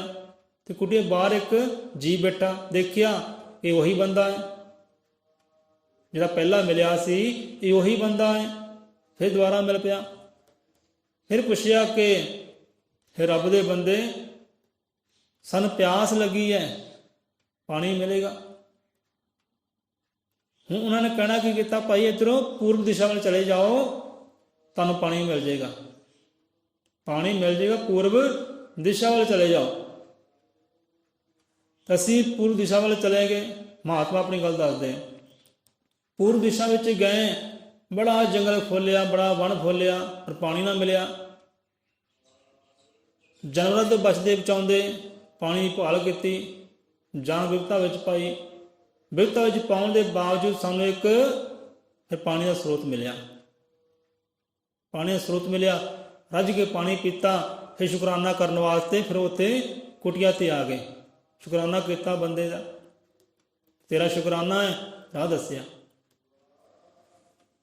ਸ਼ੁਕਰਾਨਾ ਕੀਤਾ। ਫਿਰ ਪੁੱਛਿਆ ਕਿ ਭਾਈ ਇੱਥੇ ਸਾਨੂੰ ਇੱਕ ਗੁਰੂ ਦੀ ਭਾਲ ਹੈ, ਇਹ ਕੁਟੀਆ ਦਾ ਜਿਹੜਾ ਮਾਲਕ ਹੈ ਤੁਸੀਂ ਜਾਣਦੇ ਹੋ, ਸਾਨੂੰ ਇੱਕ ਗੁਰੂ ਦੀ ਭਾਲ ਹੈ, ਸਵਾਲ ਹੈ ਉਹਨਾਂ ਨਾਲ ਸਾਂਝਾ ਕਰਨਾ ਹੈ, ਤੁਸੀਂ ਜਾਣਦੇ ਹੋਗੇ। ਉਹ ਕਹਿੰਦੇ ਪਿਆਰਿਆ, ਜਿਸ ਗੁਰੂ ਦੀ ਭਾਲ ਕਰਦਾ ਹੈ ਨਾ, ਗੁਰੂ ਮੈਂ ਹੀ ਹਾਂ, ਉਹ ਮੈਂ ਹੀ ਹਾਂ। ਕਹਿਣ ਲੱਗੇ ਕਿ ਪਹਿਲਾਂ ਕਿਉਂ ਨਹੀਂ ਦੱਸਿਆ? ਕਹਿੰਦੇ ਭਾਈ ਤੁਸੀਂ ਪਹਿਲਾਂ ਪੁੱਛਿਆ ਹੀ ਨਹੀਂ, ਪਹਿਲਾਂ ਤੁਸੀਂ ਪੁੱਛਿਆ ਹੀ, ਹੁਣ ਪੁੱਛਿਆ ਕਿ ਗੁਰੂ ਕਿੱਥੇ ਮਿਲੇਗਾ, ਗੁਰੂ ਕੌਣ ਹੈ? ਹੁਣ ਪੁੱਛਿਆ, ਹੁਣ ਦੱਸਦੇ ਆ ਕਿ ਉਹ ਅਸੀਂ ਹਾਂ।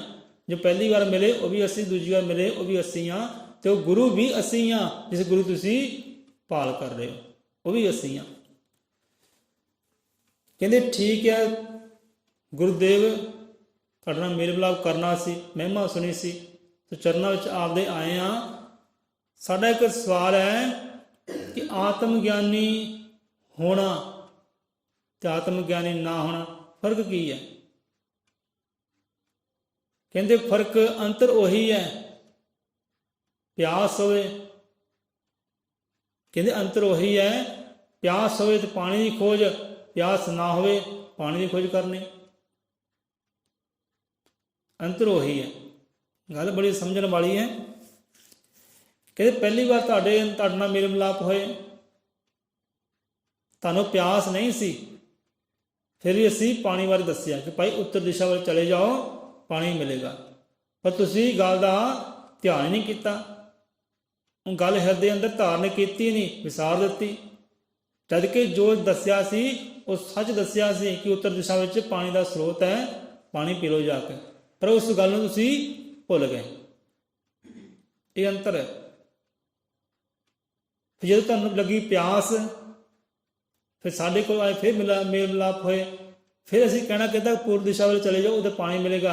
ਕਈ ਪੂਰਬ ਦਿਸ਼ਾ ਵੱਲ ਦੱਸਿਆ, ਉਹ ਅਸੀਂ ਝੂਠ ਦੱਸਿਆ ਸੀ, ਉਹਦੇ ਪਾਣੀ ਹੈ ਨਹੀਂ ਸੀ, ਉਧਰ ਪਾਣੀ ਹੈ ਨਹੀਂ ਸੀ। ਬਸ ਇਹੀ ਫਰਕ ਹੈ ਆਤਮ ਗਿਆਨੀ ਹੋਣ ਦਾ ਤੇ ਆਤਮ ਗਿਆਨੀ ਨਾ ਹੋਣ ਦਾ। ਅੰਦਰ ਪਿਆਸ ਹੋਵੇ, ਪਾਣੀ ਦੀ ਖਿੱਚ ਹੋਵੇ, ਪਿਆਸ ਨਾ ਹੋਵੇ, ਪਾਣੀ ਦੀ ਖਿੱਚ ਹੋਵੇ, ਇਹ ਅੰਤਰ ਹੈ। ਪਹਿਲਾਂ ਤੁਹਾਨੂੰ ਸੱਚ ਦੱਸਿਆ, ਬਾਅਦ ਦੱਸਿਆ ਝੂਠ। ਦੇਖੋ, ਬੰਦੇ ਅੰਦਰ ਪਿਆਸ ਹੋਵੇ ਤਾਂ ਉਹ ਭਾਲ ਕਰ ਹੀ ਲੈਂਦਾ ਹੈ। ਜਿੱਦਾਂ ਤੁਹਾਨੂੰ ਭੇਜਿਆ ਸੀ ਉਧਰ ਪਾਣੀ ਬਿਲਕੁਲ ਵੀ ਨਹੀਂ ਸੀ, ਪਰ ਤੁਹਾਡੇ ਅੰਦਰ ਪਿਆਸ ਸੀ, ਤੁਹਾਡੇ ਅੰਦਰ ਖਿੱਚ ਸੀ, ਤੇ ਪਾਣੀ ਨੂੰ ਹੋਣਾ ਕਰ ਲਿਆ। ਜੇ ਤੁਹਾਡੇ ਅੰਦਰ ਪਿਆਸ ਨਾ ਹੁੰਦੀ ਤੇ ਪਾਣੀ ਤੁਹਾਨੂੰ ਪ੍ਰਾਪਤ ਹੋਣਾ ਨਹੀਂ ਸੀ। ਕਿ ਜਦੋਂ ਤੁਹਾਨੂੰ ਪਿਆਸ ਸੀ ਉਦੋਂ ਦੱਸਿਆ ਕਿ ਪਾਣੀ ਇੱਥੇ ਹੈ, ਤੁਸੀਂ ਉੱਥੇ ਪਹੁੰਚੇ ਨਹੀਂ। ਜਦੋਂ ਪਿਆਸ ਨਹੀਂ ਸੀ ਨਾ, ਉਸ ਬਾਰੇ ਪਾਣੀ ਬਾਰੇ ਦੱਸਿਆ ਸੀ ਕਿ ਪਾਣੀ ਇੱਥੇ ਹੈ, ਹੁਣ ਅੰਦਰ ਪਿਆਸ ਹੀ ਨਹੀਂ ਤੇ ਪਹੁੰਚੇ ਨਹੀਂ ਉਸ ਤੱਕ। ਜੇ ਪਹਿਲਾਂ ਪਿਆਸ ਹੁੰਦੀ ਪਹਿਲਾਂ ਹੀ ਪਹੁੰਚ ਜਾਣਾ ਸੀ। ਜਦੋਂ ਪਿਆਸ ਸੀ ਉਦੋਂ ਦੱਸਿਆ ਉਲਟਾ ਮਾਰਗ। ਉਲਟਾ ਮਾਰਗ ਦੱਸਣ ਦੇ ਬਾਵਜੂਦ ਵੀ ਤੁਸੀਂ ਪਾਣੀ ਦੀ ਖੋਜ ਕਰ ਲਈ। ਕਿਉਂ ਖੋਜ ਕਰ ਲਈ? ਕਿ ਤੁਹਾਡੇ ਅੰਦਰ ਪਿਆਸ ਸੀ, ਤੁਹਾਡੇ ਅੰਦਰ ਪਿਆਸ ਸੀ ਤੇ ਖੋਜ ਕਰ ਲਈ ਪਾਣੀ ਦੀ। ਹੁਣ ਇਦਾਂ ਹੀ ਗੱਲ ਹੈ, ਹੁਣ ਚਾਹੇ ਤੁਹਾਨੂੰ ਕੋਈ ਝੂਠ ਦੇ ਮਾਰਗ ਤੇ ਪਾ ਦਿੰਦਾ ਹੈ, ਪਰ ਜੇਕਰ ਅੰਦਰ ਪਿਆਸ ਹੈ ਨਾ, ਅੰਦਰ ਖਿੱਚ ਹੈ, ਤਾਂ ਤੁਸੀਂ ਉਹ ਮੰਜ਼ਿਲ ਨੂੰ ਪਾ ਸਕਦੇ ਹੋ, ਕਿਉਂਕਿ ਤੁਹਾਨੂੰ ਪਿਆਸ ਹੈ ਮੰਜ਼ਿਲ ਦੀ। ਭਾਵੇਂ ਕੋਈ ਉਲਟੇ ਮਾਰਗ ਤੇ ਪਾ ਦੇ, ਤੁਸੀਂ ਮੰਜ਼ਿਲ ਭਾਲ ਕਰ ਹੀ ਲੈਣੀ ਹੈ, ਭਾਵੇਂ ਤੁਹਾਨੂੰ ਦੁੱਖ ਹੀ ਸਹਿਣਾ ਕਿਉਂ ਨਾ ਪਵੇ, ਮੁਸੀਬਤਾਂ ਕਿਉਂ ਸਹਿਣੀਆਂ ਪੈਣੀਆਂ, ਤੁਸੀਂ ਮੰਜ਼ਿਲ ਪਾ ਲੈਣੀ, ਕਿਉਂਕਿ ਅੰਦਰ ਖਿੱਚ ਹੈ। ਇਹ ਫਰਕ ਹੈ। ਜੇ ਪਿਆਸ ਹੋਵੇ ਰੰਗ ਕੁਝ ਹੋਰ ਹੁੰਦਾ ਹੈ, ਪਿਆਸ ਨਾ ਹੋਵੇ ਰੰਗ ਕੁਝ ਹੋਰ ਹੁੰਦਾ ਹੈ। ਇਹੀ ਫਰਕ ਹੈ, ਇਹੀ ਅਰਥ ਹੈ ਆਤਮ ਗਿਆਨੀ ਹੋਣਾ ਤੇ ਨਾ ਹੋਣਾ। ਕਹਿੰਦੇ ਹੁਣ ਪਿਆਸ ਕਿੱਦਾਂ ਜਾਗਦੀ ਹੈ? ਇਹ ਪਿਆਸ ਕਿੱਦਾਂ ਜਾਗਦੀ ਹੈ? ਕਹਿੰਦੇ ਪਿਆਰਿਆ, ਪਿਆਸ ਜਾਗਦੀ ਨਹੀਂ ਹੈ, ਪਿਆਸ ਜਗਾਉਣੀ ਨਹੀਂ ਪੈਂਦੀ। ਸਵਾਲ ਕੀਤਾ ਕਿ ਹੁਣ ਪਿਆਸ ਜਿਹੜੀ ਹੈ ਕਿੱਦਾਂ ਜਗਾਈ ਜਾਵੇ, ਕਿੱਦਾਂ ਜਾਗਦੀ ਹੈ? ਕਹਿੰਦੇ ਪਿਆਸ ਇਹ ਜਗਾਉਣੀ ਨਹੀਂ ਪੈਂਦੀ, ਪੈਦਾ ਨਹੀਂ ਕਰਨੀ ਪੈਂਦੀ, ਪਿਆਸ ਆਪਣੇ ਆਪ ਹੀ ਪੈਦਾ ਹੁੰਦੀ ਹੈ, ਜਗਾਉਣੀ ਨਹੀਂ ਪੈਂਦੀ। ਹੁਣ ਤੁਸੀਂ ਇੱਥੇ ਚੱਲ ਕੇ ਆਏ ਹੋ, ਤੁਹਾਡੇ ਅੰਦਰ ਖਿੱਚ ਸੀ, ਪਿਆਸ ਸੀ, ਸੇਵਾ ਬੰਦਗੀ ਕਰਦੇ ਹੋ ਇਸ ਘਰ ਦੀ, ਇਸ ਘਰ ਦੀ ਸੇਵਾ ਬੰਦਗੀ ਕਰਦੇ ਹੋ ਕਿ ਤੁਸੀਂ ਇਹ ਪਿਆਸ ਹੈ ਤੁਸੀਂ ਜਗਾਉਣੀ ਕੀਤੀ, ਆਪ ਜਗਾਉਣੀ ਕੀਤੀ। ਜੇ ਸੇਵਾ ਬੰਦਗੀ ਘਰ ਦੀ ਕਰਦੇ ਹੋ, ਇਸ ਕਰਕੇ ਚੱਲ ਕੇ ਆਉਂਦੇ ਹੋ, ਤੁਹਾਨੂੰ ਖਿੱਚ ਹੈ, ਇਹ ਖਿੱਚ ਤੁਸੀਂ ਆਪ ਪੈਦਾ ਕੀਤੀ ਜਾਂ ਆਪੇ ਹੀ ਪੈਦਾ ਹੋ ਗਈ? ਤੁਸੀਂ ਕਹੋਗੇ ਭਈ ਇਹ ਆਪੇ ਹੀ ਪੈਦਾ ਹੋ ਗਈ, ਅਸੀਂ ਆਪ ਨਹੀਂ ਜਗਾਈ। ਖਿੱਚ ਅਸੀਂ ਆਪ ਨਹੀਂ ਪੈਦਾ ਕੀਤੀ, ਇਹ ਪਿਆਸ ਅਸੀਂ ਆਪ ਨਹੀਂ ਪੈਦਾ ਕੀਤੀ, ਇਹ ਆਪਣੇ ਆਪ ਹੀ ਪ੍ਰਗਟ ਹੋ ਗਈ। ਕਹਿੰਦੇ ਪਿਆਸ ਜਗਾਉਣੀ ਨਹੀਂ ਪੈਂਦੀ, ਪਿਆਸ ਆਪਣੇ ਆਪ ਉਤਪੰਨ ਹੁੰਦੀ, ਆਪਣੇ ਆਪ ਪੈਦਾ ਹੁੰਦੀ ਹੈ। ਪਹਿਲਾਂ ਪਿਆਸ ਨਹੀਂ ਸੀ, ਸੱਚ ਦਾ ਮਾਰਗ ਦੱਸਿਆ, ਪਹੁੰਚਿਆ ਹੀ ਨਹੀਂ। ਜਦੋਂ ਪਿਆਸ ਸੀ, ਝੂਠ ਦਾ ਮਾਰਗ ਦੱਸਿਆ ਤੇ ਚੱਲ ਪਿਆ, ਤੇ ਉਹ ਪਾਣੀ ਪਾਉਣਾ ਵੀ ਕਰ ਲਿਆ, ਕਿਉਂਕਿ ਅੰਦਰ ਪਿਆਸ ਸੀ। ਇੱਦਾਂ ਹੀ ਸਾਡੇ ਅੰਦਰ ਹੀ ਪਿਆਸ ਹੋਵੇ ਤਾਂ ਅਸੀਂ ਉਹ ਦਰਸ਼ਨਦਾਰੇ ਪਾ ਸਕਦੇ ਹਾਂ, ਉਹ ਮੰਜ਼ਿਲ ਨੂੰ ਪਾ ਸਕਦੇ। ਜਿਹੜੀ ਪਿਆਸ ਨਦੀ ਦੇ ਅੰਦਰ ਹੈ, ਜਿਹੜੀ ਪਿਆਸ ਇੱਕ ਬੂੰਦ ਦੇ ਅੰਦਰ ਹੈ, ਉਹੀ ਪਿਆਸ ਸਾਡੀ ਆਤਮਾ ਅੰਦਰ ਵੀ ਹੋਵੇ ਤਾਂ ਪਰਮਾਤਮਾ ਨੂੰ ਪਾ ਸਕਦੇ ਹਾਂ। ਇਹ ਪਿਆਸ ਜਗਾਉਣੀ ਨਹੀਂ ਪੈਂਦੀ, ਆਪਣੇ ਆਪ ਪੈਦਾ ਹੁੰਦੀ ਹੈ, ਆਪਣੇ ਆਪ ਪੈਦਾ ਹੁੰਦੀ ਹੈ। ਉਹ ਜੀਵਨ ਦੇ ਸੱਚ ਨੂੰ ਵੇਖਦੇ ਹਾਂ। ਕਹਿੰਦੇ ਪਿਆਸ ਕਿੱਦਾਂ ਪੈਦਾ ਹੁੰਦੀ ਹੈ? ਇਹ ਜੀਵਨ ਦੇ ਸੱਚ ਨੂੰ ਵੇਖਦਿਆਂ ਪੈਦਾ ਹੁੰਦੀ ਹੈ। ਕਹਿੰਦੇ ਜੀਵਨ ਸੱਚ ਕੀ ਹੈ? ਕਹਿੰਦੇ ਪਿਆਰੇ ਇਹ ਵੀ ਸੁਣ, ਹੁਣ ਪਿਆਸ ਕਿੱਦਾਂ ਪੈਦਾ ਹੁੰਦੀ ਹੈ? ਜੀਵਨ ਦੇ ਸੱਚ ਨੂੰ ਵੇਖ ਕੇ ਪੈਦਾ ਹੁੰਦੀ ਹੈ। ਹੁਣ ਕਈਆਂ ਨੂੰ ਜੀਵਨ ਦੇ ਸੱਚ ਦਾ ਵੀ ਨਹੀਂ ਪਤਾ ਹੋਣਾ।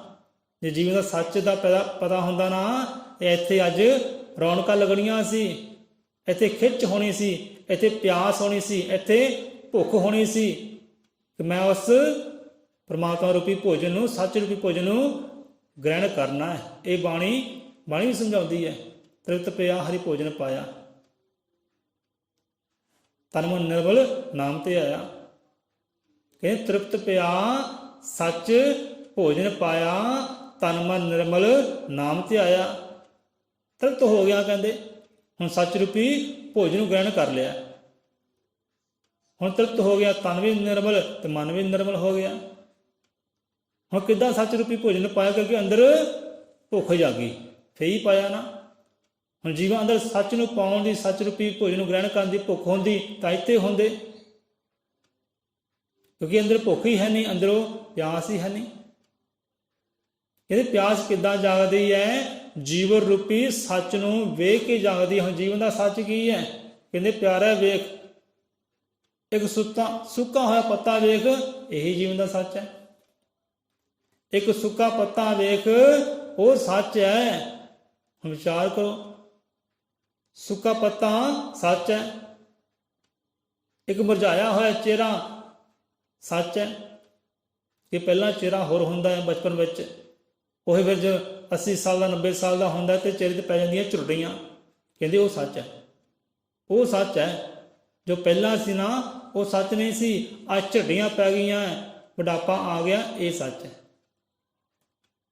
ਇੱਕ ਸੁੱਕਾ ਹੋਇਆ ਪੱਤਾ ਸੱਚ ਹੈ, ਕਿਉਂਕਿ ਟਾਹਣੀ ਨਾਲ ਲੱਗਾ ਸੀ, ਇੱਕ ਦਿਨ ਉਹਨੇ ਝੜਨਾ ਵੀ ਹੈ। ਇਹ ਜੀਵਨ ਦਾ ਸੱਚ ਹੈ। ਬਚਪਨ ਵਿੱਚ ਰੰਗ ਹੋਰ ਸੀ, ਰੂਪ ਹੋਰ ਸੀ, ਹੁਸਨ ਹੋਰ ਸੀ, ਬਜ਼ੁਰਗ ਹੋ ਗਿਆ, ਝੜੀਆਂ ਪੈ ਗਈਆਂ, ਇਹ ਜੀਵਨ ਦਾ ਸੱਚ ਹੈ। ਇੱਕ ਫੁੱਲ ਟਾਹਣੀ ਨਾਲ ਲੱਗਾ ਹੈ, ਮਹਿਕ ਦਿੰਦਾ ਹੈ, ਖਿਲਿਆ ਹੋਇਆ ਹੈ, ਹੁਣ ਮੁਰਝਾ ਗਿਆ ਹੈ, ਇਹ ਜੀਵਨ ਦਾ ਸੱਚ ਹੈ। ਮੁਰਝਾਇਆ ਹੋਇਆ ਫੁੱਲ ਸਾਨੂੰ ਸੰਕੇਤ ਦੇ ਰਿਹਾ, ਇਸ਼ਾਰਾ ਦੇ ਰਿਹਾ, ਪਿਆਰਿਆ ਆਹ ਜੀਵਨ ਦਾ ਸੱਚ ਹੈ। ਪਹਿਲਾਂ ਟਾਹਣੀ ਨਾਲ ਲੱਗਾ ਸੀ, ਹਰਿਆ ਭਰਿਆ ਸੀ, ਹੁਣ ਟਾਹਣੀ ਨਾਲ ਵੱਖ ਹੋ ਗਿਆ ਤੇ ਮੁਰਝਾ ਗਿਆ ਹੈ, ਇਹ ਜੀਵਨ ਦਾ ਸੱਚ ਹੈ।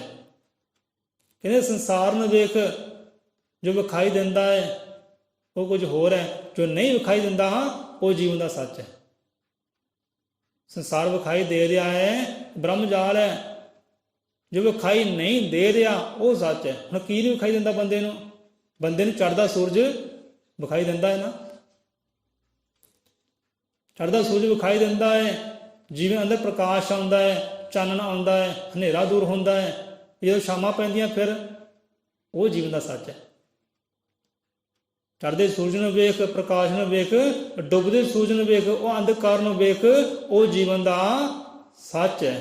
ਜਦੋਂ ਬੰਦਾ ਇਹ ਸੱਚ ਨੂੰ ਵੇਖਦਾ ਨਾ, ਫਿਰ ਅੰਦਰ ਪਿਆਸ ਪੈਦਾ ਹੁੰਦੀ ਹੈ, ਫਿਰ ਬੰਦਾ ਸੱਚ ਵੱਲ ਨੂੰ ਤੁਰਦਾ ਹੈ, ਉਹ ਸੱਚ ਦੀ ਮੰਜ਼ਿਲ ਵੱਲ ਨੂੰ ਤੁਰਦਾ ਹੈ, ਕਿਉਂਕਿ ਹੁਣ ਪਿਆਸ ਹੈ। ਹੁਣ ਦੇਖ ਲਿਆ ਸਭ ਕੁਝ, ਚੜ੍ਹਦਾ ਸੂਰਜ, ਲਹਿੰਦਾ ਸੂਰਜ ਵੇਖੇ, ਪਹਿਲਾਂ ਸੂਰਜ ਲੈ ਗਿਆ ਨਾ, ਢਹਿ ਗਿਆ ਹੈ, ਇਹ ਜੀਵਨ ਦਾ ਸੱਚ ਹੈ। ਜਿੱਦਾਂ ਸੂਰਜ ਚੜ੍ਹਿਆ ਸੀ, ਮੇਰਾ ਜਨਮ ਹੋਇਆ, ਹੁਣ ਲੈ ਗਿਆ, ਢਹਿ ਗਿਆ, ਇੱਕ ਦਿਨ ਮੈਂ ਵੀ ਝੜ ਜਾਣਾ ਹੈ, ਮੈਂ ਵੀ ਮੁਰਝਾ ਜਾਣਾ ਹੈ, ਮੇਰੇ ਚਿਹਰੇ ਉੱਪਰ ਝੁੱਡੀਆਂ ਪੈ ਜਾਣੀਆਂ ਹੈ, ਇਹ ਸੂਰਜ ਵਾਂਗੂ ਮੈਂ ਵੀ ਡੁੱਬ ਜਾਣਾ ਹੈ, ਇਹੀ ਜੀਵਨ ਦਾ ਸੱਚ ਹੈ। ਇਸ ਤੋਂ ਪਹਿਲਾਂ ਡੁੱਬ ਜਾਵਾਂ, ਅੰਦਰ ਪਿਆਸ ਪੈਦਾ ਕਰ ਲਵਾਂ, ਅੰਦਰ ਭੁੱਖ ਪੈਦਾ ਕਰ ਲਵਾਂ, ਉਹਦੇ ਨਾਲ ਮੇਲ ਮਿਲਾਪ ਹੋ ਜਾਏ, ਇਹ ਜੀਵਨ ਦਾ ਸੱਚ ਹੈ। ਨਦੀਆਂ ਦਿਲ ਦੀ ਪਿਆਸ ਮਿਟਾਵਣ, ਭੱਜੀਆਂ ਜਾਣ ਸਾਗਰ ਦੇ ਵੱਲ। ਚੇਤ ਮਹੀਨੇ ਪੀਆ ਮਿਲਣ ਦੀ ਹਰ ਹਿਰਦੇ ਵਿੱਚ ਉਪਜੇ ਗੱਲ, ਨਦੀਆਂ ਦਿਲ ਦੀ ਪਿਆਸ ਮਿਟਾਉਣ, ਭੱਜੀਆਂ ਜਾਣ ਸਾਗਰ ਦੇ ਵੱਲ। ਕਿਉਂਕਿ ਉਹਨਾਂ ਅੰਦਰ ਪਿਆਸ ਹੈ। ਪਾਣੀ ਨੂੰ ਵੀ ਪਾਣੀ ਦੀ ਪਿਆਸ ਹੁੰਦੀ ਹੈ, ਅਗਨੀ ਨੂੰ ਵੀ ਅਗਨੀ ਦੀ ਪਿਆਸ ਹੁੰਦੀ ਹੈ। ਅਗਨੀ ਵੀ ਤਾਂ ਨੂੰ ਉੱਠਦੀ ਹੈ, ਉਹ ਚਾਹੁੰਦੀ ਮੈਂ ਸੂਰਜ ਤੱਕ ਪਹੁੰਚਾਂ, ਕਿਉਂਕਿ ਸੂਰਜ ਦਾ ਦਾਤਾ ਹੈ। ਇਹ ਅੱਗ ਉੱਥੇ ਹੀ ਪੈਦਾ ਹੋਈ ਹੈ, ਸੂਰਜ ਤੋਂ ਹੀ। ਉਹ ਸੂਰਜ ਵਿੱਚ ਸਮਾਉਣਾ ਚਾਹੁੰਦੀ ਹੈ, ਪਰ ਪਹੁੰਚਦੀ ਨਹੀਂ ਹੈ। ਉਹਦੇ ਅੰਦਰ ਪਿਆਸ ਹੈ, ਖਿੱਚ ਹੈ, ਭੁੱਖ ਹੈ, ਪਹੁੰਚਦੀ ਨਹੀਂ ਹੈ, ਪਰ ਪਹੁੰਚ ਜਾਏਗੀ ਇੱਕ ਦਿਨ। ਇੱਦਾਂ ਨਦੀਆਂ ਦਾ ਵੀ ਇੱਦਾਂ ਹੀ ਹੈ, ਬੂੰਦ ਵੀ ਇੱਦਾਂ ਹੀ ਹੈ। ਬੂੰਦ ਵੀ ਦੌੜਦੀ ਹੈ ਸਾਗਰ ਦੇ ਵੱਲ, ਨਦੀਆਂ ਵੀ ਸਾਗਰ ਵੱਲ ਦੌੜਦੀਆਂ। ਮੇਰਾ ਮੇਲ ਮਿਲਾਪ ਸਾਗਰ ਨਾਲ ਹੋ ਜਾਏ, ਇੱਕ ਦਿਨ ਹੋ ਵੀ ਜਾਂਦਾ ਹੈ, ਕਿਉਂਕਿ ਅੰਦਰ ਪਿਆਸ ਹੈ, ਅੰਦਰ ਖਿੱਚ ਹੈ। ਸਾਡੇ ਅੰਦਰ ਵੀ ਖਿੱਚ ਹੋਵੇ, ਇਹ ਪਿਆਸ ਹੋਵੇ ਕਿ ਮੈਂ ਆਤਮਾ ਹੈ, ਉਹ ਪਰਮਾਤਮਾ ਹੈ, ਮੇਲ ਮਿਲਾਪ ਕਰਨਾ ਹੈ। ਉਹ ਮੇਰਾ ਪੀਆ, ਉਹੀ ਮੇਰਾ ਸੱਜਣ ਹੈ, ਉਹੀ ਪਿਤਾ ਪਰਮੇਸ਼ਵਰ ਹੈ, ਉਹੀ ਕੰਤ ਪਰਮੇਸ਼ਵਰ ਹੈ, ਉਹੀ ਸਭ ਦੁਨੀਆ ਦਾ ਦਾਤਾ ਹੈ, ਸਭ ਦਾਤਾ ਦੇਣ ਵਾਲਾ। ਉਹਦੇ ਨਾਲ ਮੇਲ ਮਿਲਾਪ ਮੈਂ ਕਰਨਾ ਹੈ। ਇਹ ਜੀਵਨ ਵੀ ਉਹਦਾ ਹੀ ਹੈ, ਉਹੀ ਦੇਵਨਹਾਰ ਹੈ। ਜਿਹਦੇ ਹਿਰਦੇ ਅੰਦਰ ਇਹ ਗੱਲ ਉਪਜ ਪੈਂਦੀ ਹੈ ਨਾ, ਉਹ ਫਿਰ ਜੀਵਨ ਸਫਲ ਕਰਕੇ ਜਾਂਦਾ ਹੈ, ਜੀਵਨ ਅਧੂਰਾ ਛੱਡ ਕੇ ਨਹੀਂ ਜਾਂਦਾ। ਉਹ ਪਰਮ ਪਦ ਨੂੰ ਪੌਣਾ ਕਰ ਲੈਂਦਾ ਹੈ, ਉਹ ਮੰਜ਼ਿਲ ਨੂੰ ਪੌਣਾ ਕਰ ਲੈਂਦਾ ਹੈ। ਸੇ ਗੁਰਾਂ ਦੇ ਵਿਚਾਰ ਹੈ, ਸਤਿਗੁਰਾਂ ਦੇ ਵਿਚਾਰ ਹੈ। ਵਿਚਾਰ ਬਹਿੰਦੇ ਕਿਉਂ ਨਹੀਂ ਹਿਰਦੇ ਅੰਦਰ? ਕਿਉਂਕਿ ਸਾਡੇ ਵਿਚਾਰਾਂ ਵਿੱਚ ਵਾਸਨਾ ਹੈ, ਉਧਰ ਸ਼ਾਂਤੀ ਹੈ, ਆਨੰਦ ਹੈ, ਉਹ ਪਰਮਾਨੰਦ ਹੈ, ਉਧਰ ਨਿਰੰਕਾਰ ਹੈ। ਇਸੇ ਕਰਕੇ ਸਾਡੇ ਵਿਚਾਰ ਤਾਲਮੇਲ ਨਹੀਂ ਕਰਦੇ। ਚੇਤ ਮਹੀਨੇ ਪੀਆ ਮਿਲਣ ਦੀ ਹਰ ਹਿਰਦੇ ਵਿੱਚ ਉਪਜੇ ਗੱਲ, ਨਦੀਆਂ ਦਿਲ ਦੀ ਪਿਆਸ ਮਿਟਾਵਣ ਭੱਜੀਆਂ ਜਾਣ ਸਾਗਰ ਦੇ ਵੱਲ। ਦਿਲ ਵਿੱਚ ਪਿਆਸ ਹੋਵੇ, ਹਿਰਦੇ ਅੰਦਰ ਪਿਆਸ ਹੋਵੇ, ਹਿਰਦੇ ਅੰਦਰ ਗੱਲ ਉਪਜੇ, ਪੈਦਾ ਹੋਵੇ ਕਿ ਮੇਲ ਮਿਲਾਪ ਕਰਨਾ ਇੱਕ ਦਿਨ ਹੋ ਹੀ ਜਾਵੇਗਾ, ਇੱਕ ਦਿਨ ਹੋ ਹੀ ਜਾਵੇਗਾ। ਜਿੱਦਾਂ ਦੇਖੋ, ਜਿੱਧਰ ਪਾਣੀ ਸੀ ਦੱਸਿਆ ਨਹੀਂ ਤੁਰਿਆ, ਜਿੱਧਰ ਪਾਣੀ ਨਹੀਂ ਸੀ ਉਧਰ ਤੁਰਿਆ ਤੇ ਪਾਣੀ ਨੂੰ ਪਾਣਾ ਵੀ ਕਰ ਲਿਆ, ਕਿਉਂਕਿ ਅੰਦਰ ਪਿਆਸ ਸੀ ਨਾ। ਪਿਆਸ ਹੋਵੇ ਸਭ ਕੁਝ ਹੋ ਜਾਂਦਾ ਹੈ। ਪਿਆਸ ਹੋਵੇ, ਅੰਦਰ ਪਿਆਸ ਹੋਵੇ। ਰੋਟੀ ਮੇਰੀ ਘਾਟ ਦੀ ਲਾਵਣ ਮੇਰੀ ਭੁੱਖ, ਜਿੰਨਾ ਖਾਦੀਆਂ ਚੁਪੜੀਆਂ ਘਣੇ ਸਹਿਣਗੇ ਦੁੱਖ। ਭੁੱਖ ਤੋਂ ਬਿਨਾਂ ਪਦਾਰਥ ਖਾਓਗੇ ਦੁੱਖ ਪਾਓਗੇ। ਭੁੱਖ ਲੱਗੀ ਹੋਵੇ ਤਾਂ ਸੁੱਕੀ ਰੁੱਖੀ ਵੀ ਰੋਟੀ ਆਨੰਦ ਦਿੰਦੀ ਹੈ। ਪਿਆਸ ਹੋਵੇ ਤਾਂ ਬੰਦਾ ਮੰਜ਼ਿਲ ਨੂੰ ਲੱਭ ਹੀ ਲੈਂਦਾ ਹੈ, ਖੋਜ ਲੈਂਦਾ ਹੈ। ਸੋ ਇੱਥੇ ਆਪਾਂ ਵਿਸ਼ਰਾਮ ਲੈਂਦੇ ਹਾਂ। ਅਗਲੇ ਬਚਨ ਬੜੇ ਗਹਿਰੇ ਬਚਨ ਨੇ, ਸੋ ਕੱਲ੍ਹ ਸਾਂਝੇ ਕਰਾਂਗੇ। ਮਹਾਰਾਜ ਦਾਤਾ ਜੀ ਮਤ ਸਰਮਤ ਬਖਸ਼ੀ ਕਰੇ। ਗੁਰਾਂ ਦੇ ਬਚਨ, ਗੁਰਾਂ ਦੀ ਵਿਚਾਰਧਾਰਾ ਸਾਡੇ ਹਿਰਦੇ ਅੰਦਰ ਬੈਠਣੀ ਹੋ ਜਾਏ, ਐਸੀ ਕਿਰਪਾ ਕਰੇ ਕਿ ਚੱਲ ਸਕੀਏ ਗੁਰਾਂ ਦੇ ਵਿਚਾਰਾਂ 'ਤੇ, ਚੱਲ ਸਕੀਏ ਗੁਰੂ ਮਤ 'ਤੇ। ਇਹੋ ਜਿਹਾ ਦਾਤਾ ਬਲ ਬਖਸ਼ੀ ਕਰੇ, ਗੁਰੂ ਮਹਾਰਾਜ ਬਲ ਬਖਸ਼ੀ ਕਰੇ। ਬੋਲੇ ਸੋ ਨਿਰਭੈ ਅਜ਼ਰ ਮਤ ਤ੍ਰਿਕਾਲਦਰਸ਼ੀ, ਸ੍ਰਿਸ਼ਟੀ ਕਰਤਾ ਵਾਲਮੀਕ, ਦਇਆਵਾਨ ਜੀ ਕੀ ਜੈ।